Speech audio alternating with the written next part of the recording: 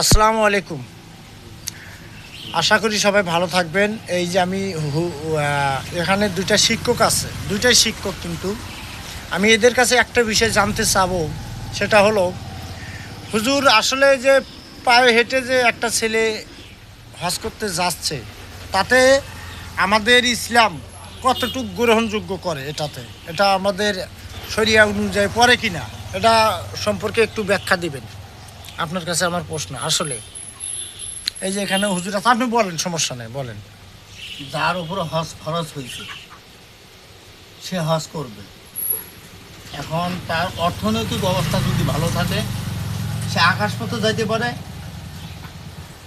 পানি পথেও যাইতে পারে, হেঁটেও যাইতে পারে, যদি তার তার মানে শক্তি আপনি সমর্থন কুলায়। আপনি যেটা বুঝাতে চাচ্ছেন যে আসলে তার সামর্থ্য অনুযায়ী সেটা নির্ভর হ্যাঁ, করবে। হ্যাঁ।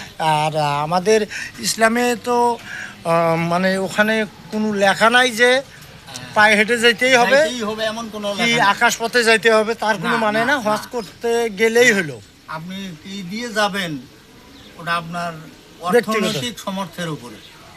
আচ্ছা, তারপরে আমি যেটা মনে করতেছি, এই ছেলেটা যে মানে হেঁটে যাচ্ছে আর কি হজ করতে, আসলে এটা তো আমাদের ইসলামে কোনো ইয়া নাই যে হেঁটে লেখা গেলে নাই। হয়তো সব বেশি পাওয়া যাবে, এরকম কোনো কিছু আছে কি না আমাদের ধর্মের ভিতরে? হেঁটে গেলে সব বেশি পাওয়া যাবে এমন কোনো না। এরকম ইয়া নাই। এটা হচ্ছে মনের ব্যাপার। এটা হচ্ছে মনের যার ব্যাপার। যার ব্যক্তিগত তার আবেগ, তার আবেগ। আবেগে চাচ্ছে আমি হেঁটেই যাব। টাকা পয়সা নাই, অর্থ হ্যাঁ, সংকটে হ্যাঁ। আছে। আমি হেঁটেই যাব।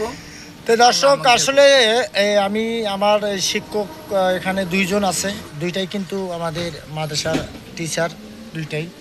তা আমি আপনাদের বলবো যে আমি এই ছেলেটার ভিডিও আজ 2-3 দিন থেকে দেখতেছি।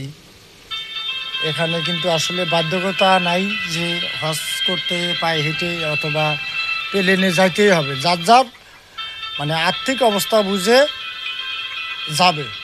তো সবাই ভালো থাকবেন। আল্লাহ হাফেজ সবাইকে। আসসালামু আলাইকুম।